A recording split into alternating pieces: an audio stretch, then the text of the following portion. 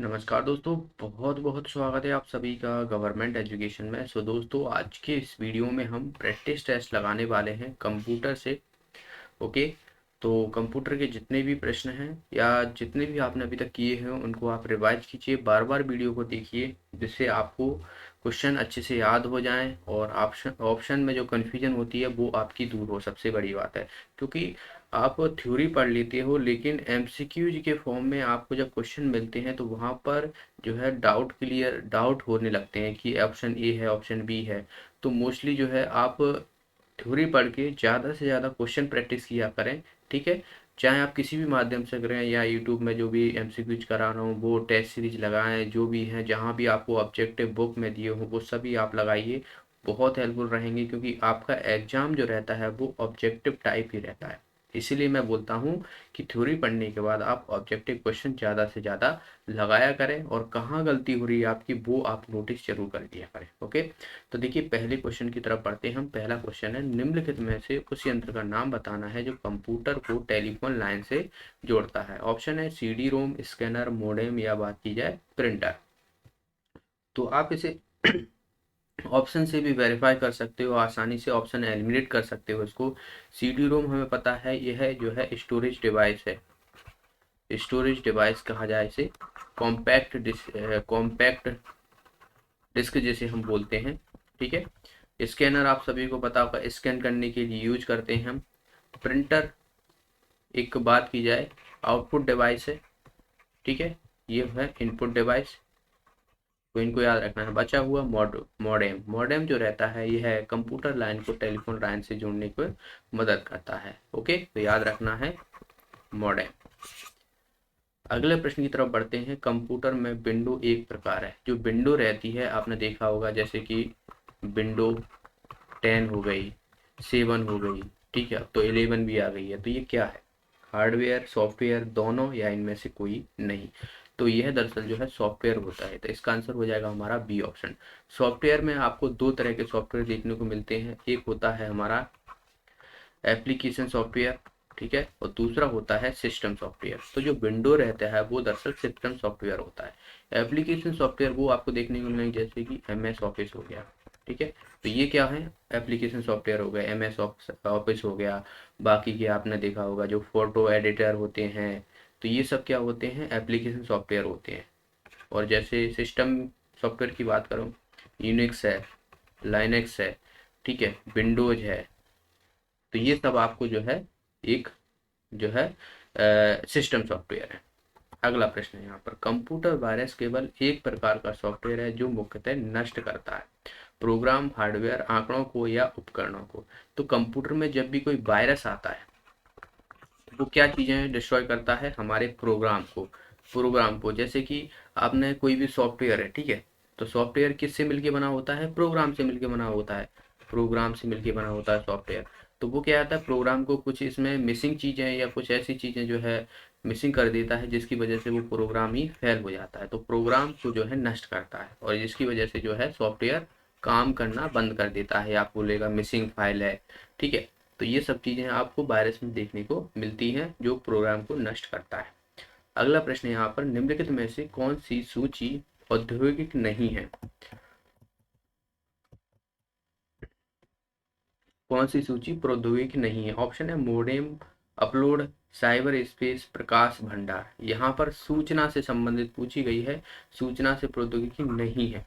देखिए, मॉडेम जो है अभी मैंने बताया ये लाइन कनेक्शन के लिए यूज करते हैं, तो जाहिर सी बात है सूचना का, कम्युनिकेशन का जो है आपको यहाँ पर आदान प्रदान देखने को मिलेगा। अपलोड भी आप देखोगे, अपलोड कोई चीज करते हो तो वो आप दूसरे को भेज रहे हो, जैसे कि कोई फाइल अपलोड करते हो आप किसी भी व्हाट्सएप पे कर लेते हो, तो वो क्या है? सूचना भेज रहे हो आपसे। साइबर स्पेस हो गया, ये भी आप देखो अलग ही चीज है साइबर स्पेस में। अब प्रकाश भंडारण, ये क्या है? आप भंडारण, ये अलग ही चीज आपको दिख रही है, इसमें सूचना से कोई संबंध नहीं है, स्टोरेज से संबंधित है ये दरअसल।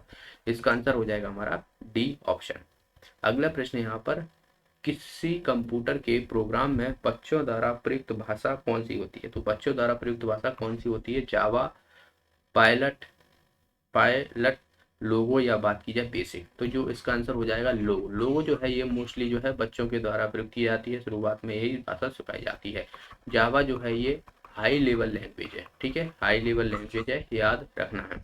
अगला प्रश्न है यहाँ पर, चुंबकीय डिस्क पर किस पदार्थ की परत होती है? जो चुंबकीय आपने डिस्क देखी होगी, ठीक है, कुछ आपने ऐसे रील देखी होगी बहुत पहले, ठीक है, तो उस पे कौन सी परत होती है? Sodium peroxide, iron peroxide, magnesium oxide, या बात की जाए इनमें से कोई नहीं, तो उस पर जो है वो आयरन ऑक्साइड परत रहती है। ओके। अगला प्रश्न है यहाँ पर, इनमें से कौन सी वस्तुनिष्ठ प्रकार की परीक्षा में उत्तर पत्र को जांच करने के लिए देखा? तो आपने देखा होगा कि जैसे कोई ऑफलाइन जो पेपर होते हैं उसमें आपको एक सीट दी जाती है और उसमें आपको गोले भरने होते हैं, ठीक है, तो इसकी जांच के लिए हम इसमें से कौन सा यूज करते हैं? MICR, जिसे हम मैग्नेटिक इंक कैरेक्टर रिकॉग्नाइजर बोलते हैं, OMR ऑप्टिकल मार्क रीडिंग जो बोलते हैं, और बात की जाए OCR ऑप्टिकल कैरेक्टर रिकॉग्नाइजेशन, और MCR, तो ये कुछ मतलब नहीं है इसका, ये कुछ नहीं होता, ठीक है। तो यहाँ पर दरअसल आपने देखा होगा इसे हम क्या बोलते हैं? OMR शीट बोलते हैं, ठीक है, तो उसी में जो है इसका यूज होता है दरअसल, ऑप्टिकल मार्क रीडिंग जो है इसे बोला जाता है, इसी के माध्यम से जो है जांच की जाती है इसकी। ओके। अगले प्रश्न की तरफ बढ़ते हैं। नेक्स्ट यहाँ पर, इनमें से कौन सा कंप्यूटर हार्डवेयर नहीं है? कंप्यूटर का हार्डवेयर नहीं है, ये पूछा है, कंप्यूटर का हार्डवेयर नहीं, ठीक है। माउस, प्रिंटर, मॉनिटर, या एक्सेल? तो एक्सेल जो है इसका आंसर हो जाएगा। एक्सेल क्या है? एक एप्लीकेशन सॉफ्टवेयर है, एप्लीकेशन सॉफ्टवेयर है, जिसमें हम इसमें देखते हैं MS ऑफिस के अंतर्गत जो है पाया जाता है। MS ऑफिस में आपको MS पावर पॉइंट हो गया, पावर पॉइंट, एक्सेल हो गया, ठीक है, और बचा हमारा और कौन सा होता है? एक्सेस हो गया, एक एक्सेस होता है, ठीक है, तो ये आपको जो है देखने को मिलते हैं। अगला प्रश्न है, बाकी आपको ये माउस जो है एक इनपुट डिवाइस है, प्रिंटर आउटपुट डिवाइस है, मॉनिटर आउटपुट डिवाइस है। अगला प्रश्न, ईमेल पता, ईमेल पते में दो भाग कौन कौन से होते हैं? ईमेल आपने देखा होगा, तो उसके पते में कौन कौन से भाग होते हैं? जैसे कि बात की जाए प्रयोगकर्ता का नाम, घर का पता, घर का पता नहीं होता ईमेल में, तो पहला ही ऑप्शन गया। देखिए, वैधानिक नाम, फोन नंबर भी ऐड नहीं होता है, हस्ताक्षर और पासवर्ड ये तो बिल्कुल नहीं है, प्रयोगकर्ता नाम और डोमेन नेम होता है, डोमेन नेम यहाँ से होता है, जैसे कि @gmail.com, इससे पहले आपका नाम होगा जो भी आपने यहाँ पर प्रयोगकर्ता रखा होगा, ठीक है। अगला प्रश्न है, इनमें से कौन सा सिस्टम यूनिट का भाग नहीं है? मॉनिटर, CPU भाग है, सॉरी भाग है, इनमें से कौन सा सिस्टम यूनिट का भाग है? मॉनिटर, CPU, फ्लॉपी डिस्क, या प्रिंटर? तो आप सभी को पता होगा सिस्टम यूनिट जो है आपको CPU के अंदर देखने को मिलती है, जिसे हम सेंट्रल प्रोसेसिंग यूनिट कहते हैं। ये फुल फॉर्म भी आपसे पूछी जाती है, जिसके अंदर आपको रजिस्टर देखने को मिलते हैं, कैश मेमोरी देखने को मिलती है, सिस्टम यूनिट देखने को मिलती है, ALU हो गया, ये सभी जो है आपको CPU के अंतर्गत देखने को मिलती है। Monitor output, floppy disk storage device है, प्रिंटर जो है ये आउटपुट डिवाइस है। अगला प्रश्न है यहाँ पर, पहले से ऑन कंप्यूटर को रीस्टार्ट करने को क्या कहते हैं? जैसे कि ये कंप्यूटर है, इसको हम रीस्टार्ट करना है तो हम क्या बोलेंगे? Logging off, cold booting, shut down, या बात की जाए वॉर्म बूटिंग? तो इसका आंसर हो जाएगा हमारा D ऑप्शन, वॉर्म बूटिंग, क्योंकि ये पहले से ही चालू है, चालू अवस्था में है, तो इसे हम जैसे बोलते हैं ना कि भाई थोड़ा वार्म अप कर लेते हैं, ठीक है ना, जैसे आप दौड़ने जाते होगे या फिजिकली एक्टिविटी करते हो तो वार्म अप करते हो आप थोड़ा सा, और फिर उसके बाद दौड़ने लगते हो, तो ये पहले से ही चालू है मतलब, ठीक है, तो वार्म बूटिंग हम इसे बोलते हैं। कोल्ड बूटिंग जब बंद हो, शट डाउन हो, फिर उसको आप स्टार्ट करोगे तो इसे हम कोल्ड बूटिंग बोलते हैं। तो इसका आंसर क्या हो जाएगा? हमारा D ऑप्शन इसका आंसर हो जाएगा। अगला प्रश्न, निम्नलिखित में से कौन सा कंप्यूटर का बुनियादी कार्य नहीं है? ठीक है, ऑप्शन है डेटा का स्वीकार करना और प्रोसेस करना, ऑप्शन बी है इनपुट को स्वीकार करना, ऑप्शन सी है यहाँ पर डाटा को प्रोसेस करना, ऑप्शन डी है टेक्स्ट को स्कैन करना।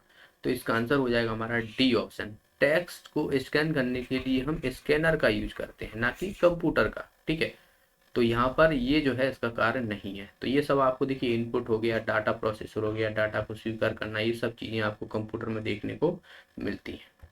अगला प्रश्न, इनमें से सबसे तेज, सबसे बड़ा और सबसे महंगा कंप्यूटर कौन सा होता है? नोटबुक, पर्सनल कंप्यूटर, बात की जाए तो सुपर कंप्यूटर, या PDA जिसे पर्सनल डिजिटल असिस्टेंट बोलते हैं, ठीक है। तो इसका आंसर हो जाएगा हमारा C ऑप्शन। आई होप आप सभी को पता होगा सबसे तेज, सबसे बड़ा और सबसे महंगा होता है सुपर कंप्यूटर। परम 8000 जो है भारत के द्वारा बनाया गया था सुपर कंप्यूटर, इससे भी कई बार पूछ लिया जाता है, याद रखना।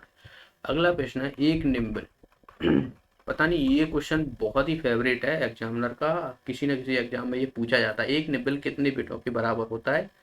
ऑप्शन ए है 16, 32, 4 या बात की जाए ये 32 फिर से दिया है, तो यहाँ पर इसका आंसर हो जाएगा हमारा सी ऑप्शन। दरअसल जो है 4 बिटों के बराबर होता है, एक निबल बराबर जो होता है वो 4 बिट के बराबर होता है, याद रखना है। अगला प्रश्न है मॉड्यूलेटर डीमॉड्यूलेटर का सामान्य नाम क्या है? तो मैंने अभी इसी वीडियो में पहला ही शायद क्वेश्चन था, उसमें मैंने बताया था शायद मॉडेम, जॉइनर, नेटवर्क या डी मॉडेम, तो ये होता है मॉडेम। मॉडेम का जो फुल फॉर्म होता है मॉड्यूलेटर और डीमॉड्यूलेटर, मॉड्यूलेटर डीमॉड्यूलेटर, ये दोनों ही जो है इसका फॉर्म होता है मॉड्यूलेटर डी मॉड्यूलेटर। ओके। अगला प्रश्न है निम्नलिखित में से कौन सा स्टोरेज माध्यम नहीं है? Hard disk, flash drive, DVD या कीबोर्ड? तो इसका आंसर हो जाएगा कीबोर्ड। कीबोर्ड क्या है? एक इनपुट डिवाइस है।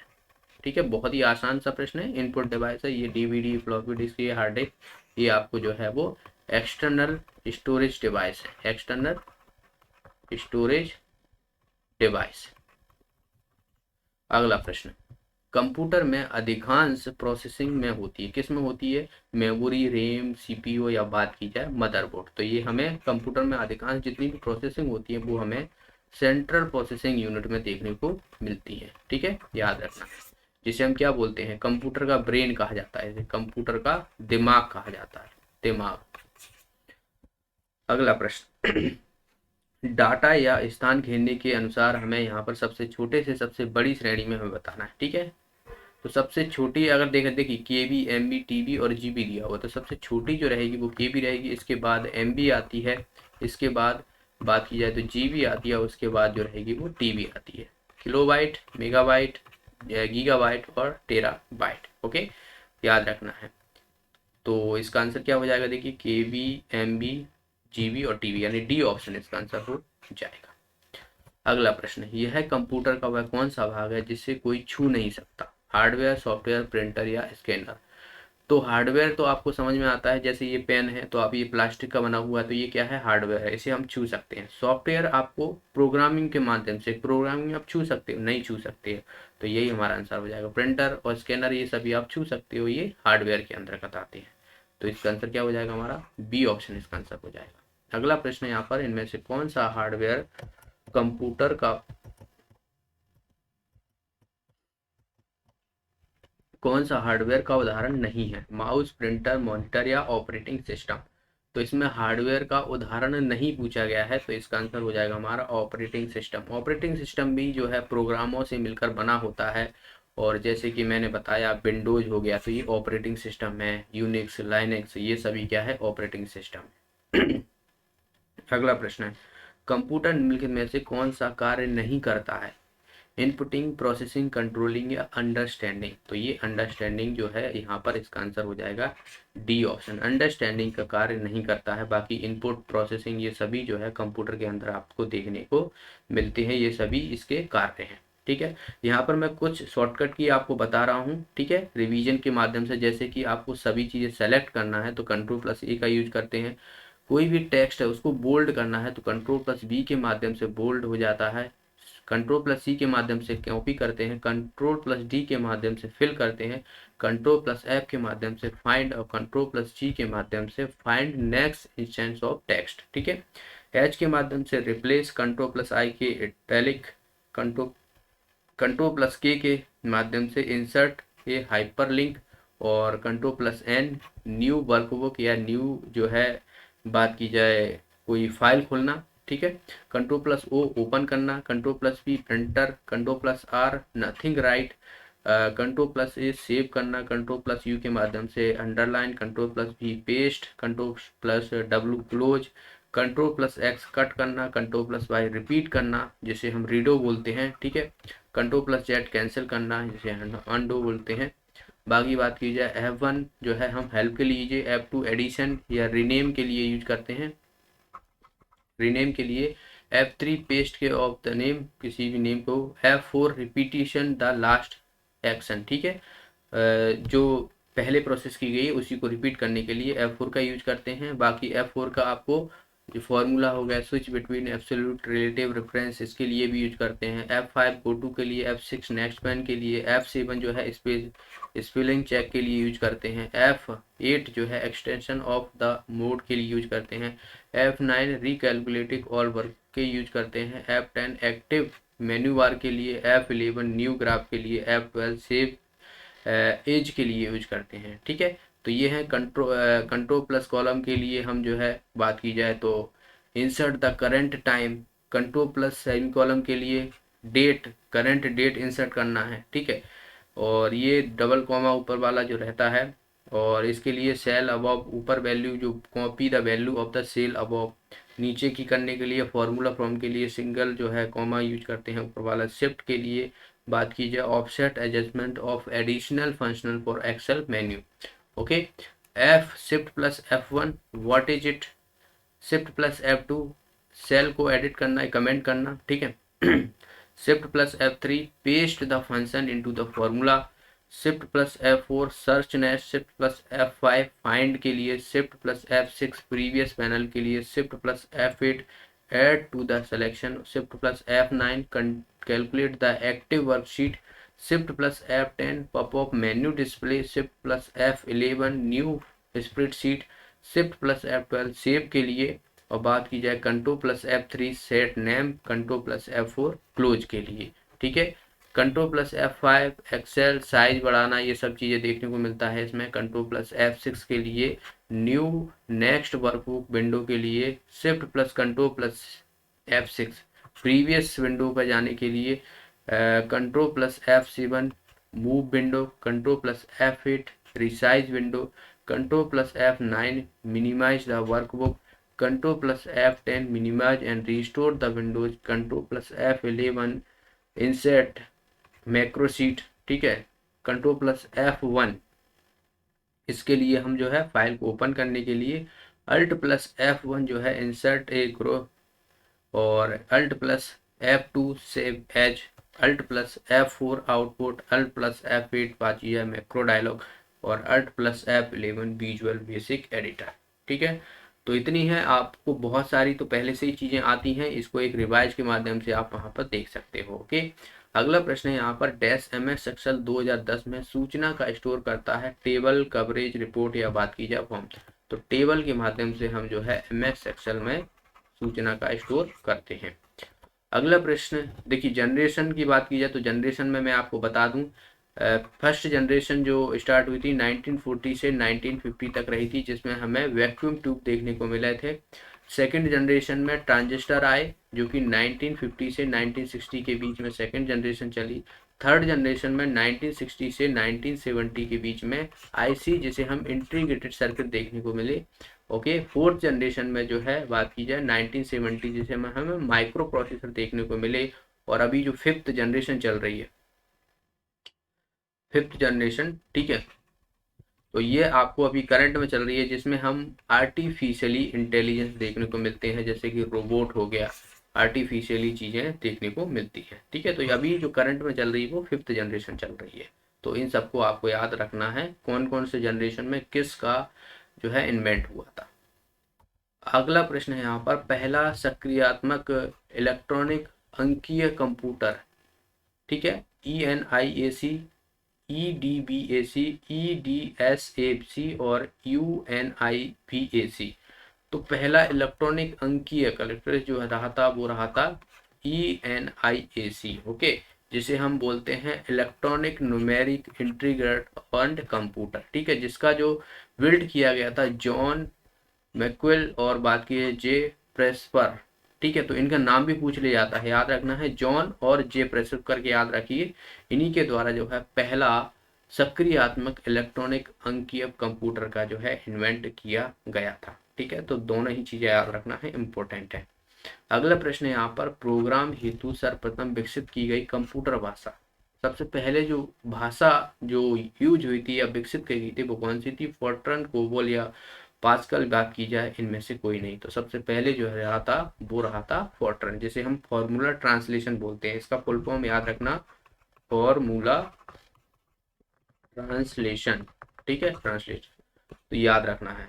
अगला प्रश्न है यहाँ पर इंटीग्रेटेड सर्किट जो जिसे हम आईसी बोलते हैं, आईसी चिप, इसका विकास किसके द्वारा किया गया था? सीवी रमन, रॉबर्ट नायक, जेएम किल्वी, या बात की जाए चार्ल्स बेबेज। तो इसका आंसर हो जाएगा जेएम किल्वी के द्वारा जो है इसका इन्वेंट किया गया था आईसी। आईसी जो है ये सेमीकंडक्टर के द्वारा बनी जाती है, किसके द्वारा? सिलिकॉन धातु के द्वारा। ओके, सेमीकंडक्टर होती है।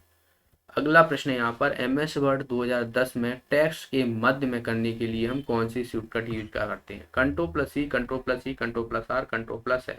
तो सेंट्रल में हमें लाने के लिए कंट्रोल प्लस ई का यूज करते हैं, याद रखना है। इसका आंसर हो जाएगा हमारा बी ऑप्शन। अगला प्रश्न है एमएस वर्ड में डिफॉल्ट व्यू क्या होता है? जो हमारा डिफॉल्ट होता है उसमें व्यू जो रहता है वो क्या रहता है? Print layout view, head layout line view, या बात की जाए वेब लेआउट व्यू या आउटलाइन व्यू। तो इसका आंसर हो जाएगा प्रिंट लेआउट व्यू। ओके, ये डिफॉल्ट व्यू होता है एमएस वर्ड। तो ये थे आज के प्रश्न। आई होप आपके बहुत सारे मतलब बहुत कम जो है क्वेश्चन गलत देखने को मिले, आसान क्वेश्चन थे। आई होप आपको सारे क्वेश्चन सही निकले। गलत हैं तो आप देखिए कहाँ पर आपकी कमी रह गई है और उसको आप रिवाइज कीजिए, फिर से क्वेश्चन को प्रैक्टिस कीजिए ज़्यादा से ज़्यादा। वीडियो अच्छा लगा वीडियो को लाइक कीजिए, शेयर कीजिए। आप कुछ पूछना चाहते हो कमेंट बॉक्स में पूछ सकते हो। मिलते हैं अगले वीडियो में। जो भी साथी नए हैं चैनल को सब्सक्राइब कर लेना और बेल आइकन बन गया है उस पर भी क्लिक कर लीजिएगा, जिसके माध्यम से आपको वीडियो का नोटिफिकेशन मिलता है। तो ज़्यादा से ज़्यादा लोगों में शेयर कीजिए। मिलते हैं अगले वीडियो में। बहुत बहुत धन्यवाद।